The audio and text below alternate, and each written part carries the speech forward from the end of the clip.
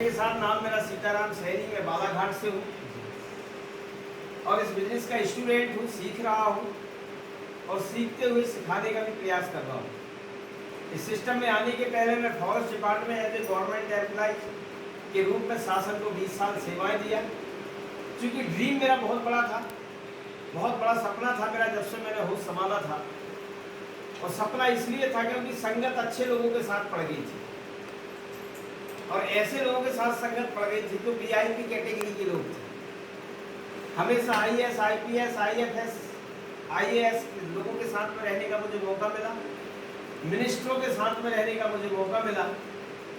तो उनकी संगत में रहते हुए मुझे उन्हीं की लाइफ स्टाइल में रहना, जीवन जीना मेरा एक सपना बन गया।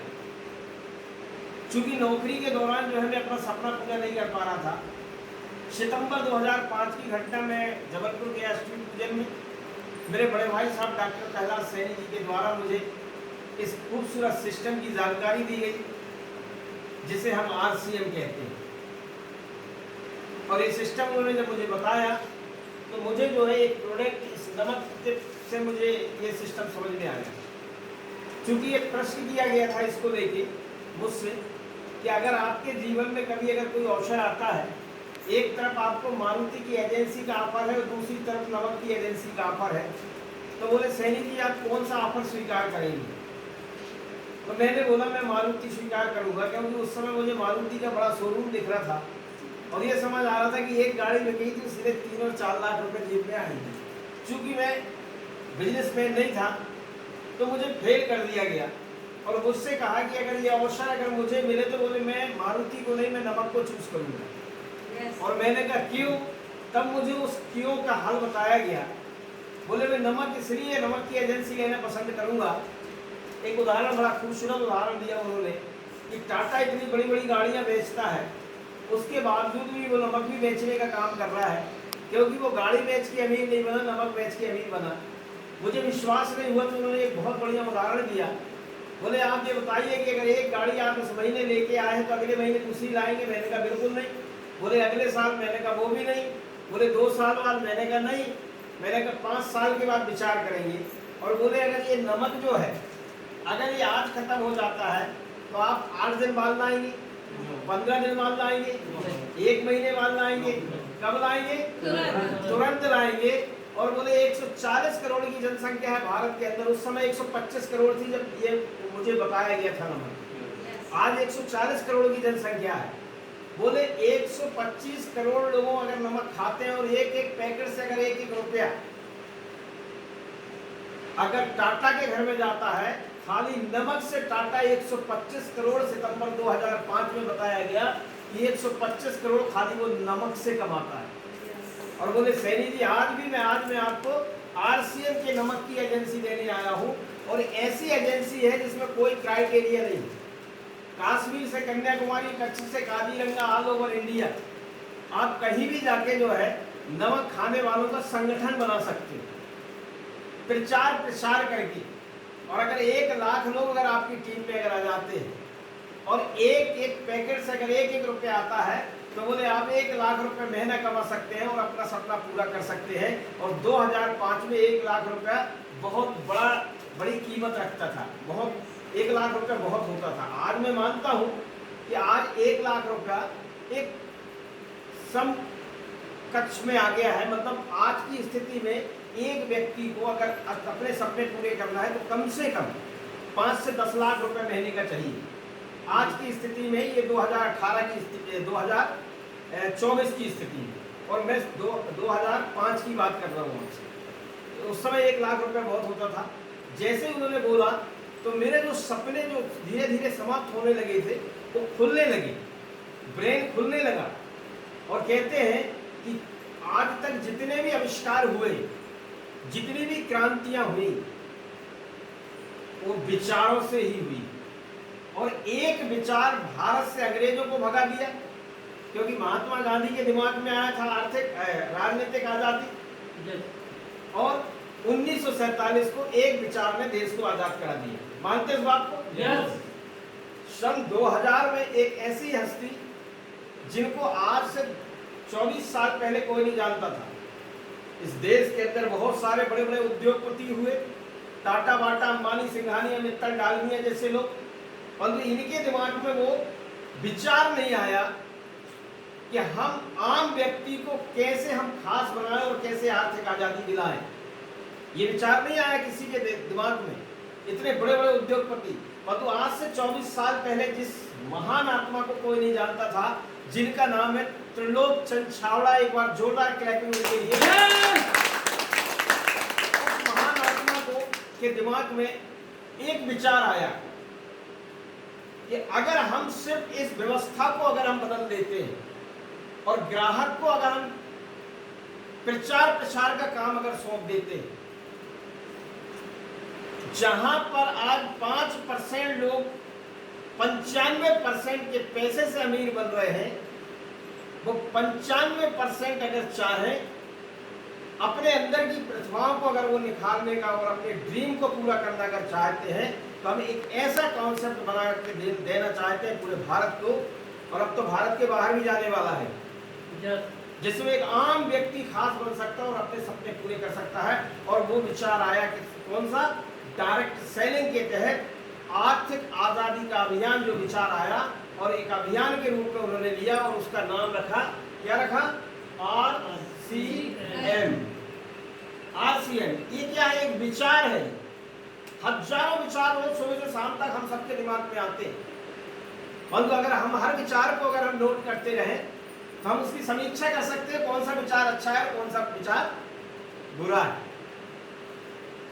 परंतु हम नोट नहीं करते, परंतु एक ऐसी महान आत्मा ने एक विचार आया और RCM के नाम से, यानी राइट यानी कॉन्सेप्ट माने मार्केटिंग, खरीदारी का सही तरीका, राइट कॉन्सेप्ट मार्केटिंग। पहले था रॉन्ग कॉन्सेप्ट मार्केटिंग, अब ये आ गया राइट कॉन्सेप्ट मार्केटिंग। और आपको अभी यहाँ पर धुर्वे जी ने रॉन्ग कॉन्सेप्ट भी बताया और राइट कॉन्सेप्ट भी बताया, और इस अभियान प्रचार का वीडियो भी आपको दिखाया, जिस वीडियो के तहत हमारा जो मकसद है इस RCM सिस्टम का, वो है नए भारत का निर्माण। और इस मकसद को पूरा करने के लिए उद्देश्य बनाए गए। उद्देश्य तो बहुत सारे हैं, और वो उसमें 3 उद्देश्य प्रमुख हैं। पहला उद्देश्य है स्वास्थ्य रक्षा। भाई आपके पास करोड़ों अरबों रुपया हो और अगर आप शारीरिक रूप से अगर स्वस्थ नहीं है तो वो कैसा कोई काम का है क्या? नहीं है। तो इसलिए सबसे पहले ये है, इस सिस्टम ने एक हर व्यक्ति को, चाहे वो अमीर हो गरीब हो, झोपड़ी में रहता हो, महलों में रहता हो, महिला हो पुरुष हो, पढ़ा लिखा हो अनपढ़ हो या ना पढ़ा लिखा हो, वो बच्चा है कि बूढ़ा है कि जवान है, कुछ नहीं देखा। बस एक ही बात कि हमें हर परिवार को, यानी जंगल विहड़ में रहने वाला व्यक्ति भी सबसे पहले शारीरिक रूप से वो स्वस्थ होना चाहिए। इसलिए उन्होंने उद्देश्य बनाया स्वास्थ्य रक्षा। और स्वास्थ्य रक्षा के तहत जो है जितने भी प्रोडक्ट, अभी आपको मैडम ने दिखाया वीडियो के तहत, कोई भी कंपनी अपना प्रोडक्ट अगर बेचती है तो वो टीवी में विज्ञापन कराती है, और हम टीवी के हीरो हीरोइन को देख के वो सामान हम बाजार से ला लेते हैं।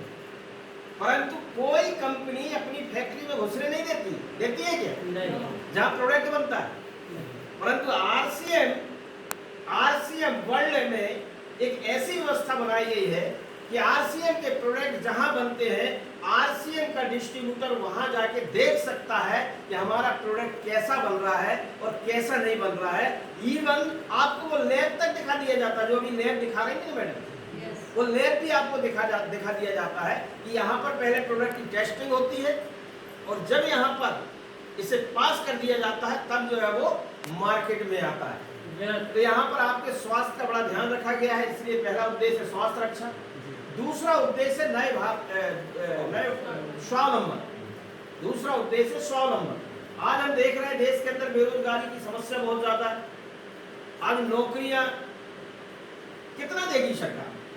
हर एक व्यक्ति सरकारी नौकरी के पीछे भाग रहा है, और हम अपने बच्चों को सिर्फ पढ़ा लिखा ही इसीलिए रहे, उनके दिमाग में हमने सेट कर दिया है बचपन से कि बेटा तुझे पढ़ना लिखना इसलिए क्योंकि तुझे अच्छी सरकारी नौकरी मिल जाए। और बच्चा भी जो है, कहते हैं जैसे कोरा कागज होता है, कोरा कागज में आप जो भी लिख दिए सो फिर वो मिटने वाला नहीं है। अब बच्चा जब स्कूल जाता है तो बचपन में तो उसका कोरा कागज ही दिमाग होता है ना, कोरा होता है। अब उसके दिमाग में हमने जो सेट कर दिया वो सेट हो गया। कुछ माँ बाप सेट कर देते, कुछ पड़ोसी सेट कर देते, कुछ दोस्त मित्र सेट कर देते। कुछ हालात सेट कर देते हैं और वो सिर्फ एक ही दिमाग में अपना गोल बनाता है कि मुझे पढ़ना लिखना ही इसलिए है क्योंकि मुझे एक अच्छी सी नौकरी करना है, यानी नौकर बनने का ही उसका ड्रीम बन जाता है और ज्यादातर सरकारी नौकरी।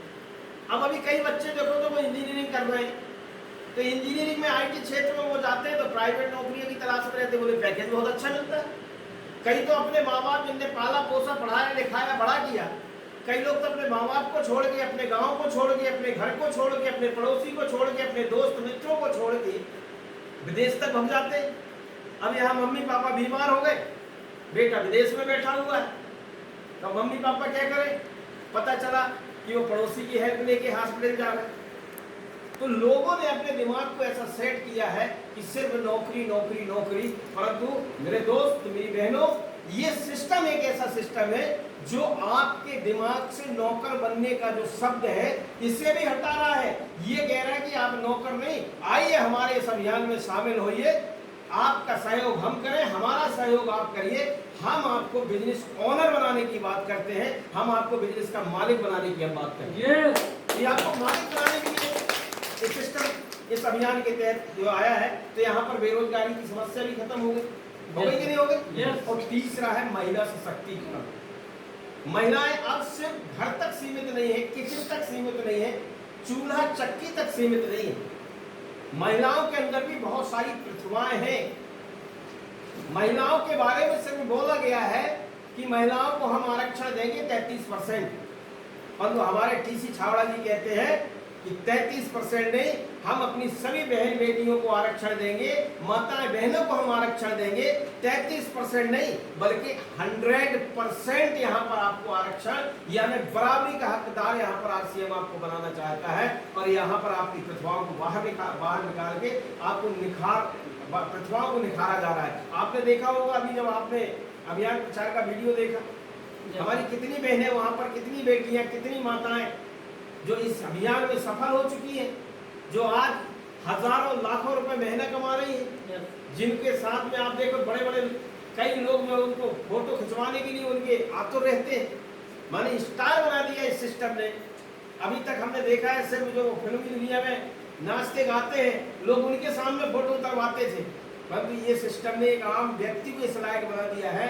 आने वाले कुछ सालों के बाद, मेरी बात को आप नोट करना, जिस तरह से आज फिल्मी दुनिया के स्टारों का सम्मान होता है या उनके ऑटोग्राफ लोग लेते हैं, उनसे फोटो खिंचाने के आतुर रहते हैं, आने वाले समय में अगर आप लोगों ने काम किया, काम नहीं लगातार काम किया, काम के भी दो पार्ट होते हैं, एक काम करना कभी रुकना, कभी करना कभी रुकना, उसे काम नहीं कहते। लगातार काम करना, कंसिस्टेंसी में अगर आपको काम करना, अगर आपने ये किया तो मैं गारंटी के साथ कहता हूं, आप देश दुनिया कहीं भी किसी भी शहर में जाओगे, आपको देखते ही वहां भीड़ लगने लगेगी। और ये सिस्टम की ताकत है कि लोग आपके साथ में फोटो खिंचाने के लिए आतुर होंगे, परेशान होंगे, भीड़ का हिस्सा बन के रहेंगे लोग, परंतु आप भीड़ से हट के देखेंगे। तो यहाँ पर वो महिला सशक्तिकरण का उद्देश्य है। तो ऐसा अगर हो रहा है तो हमें ऐसा बनना चाहिए कि नहीं बनना चाहिए? यस, बनना चाहिए ना। Yes. एक बार जोरदार तालियां।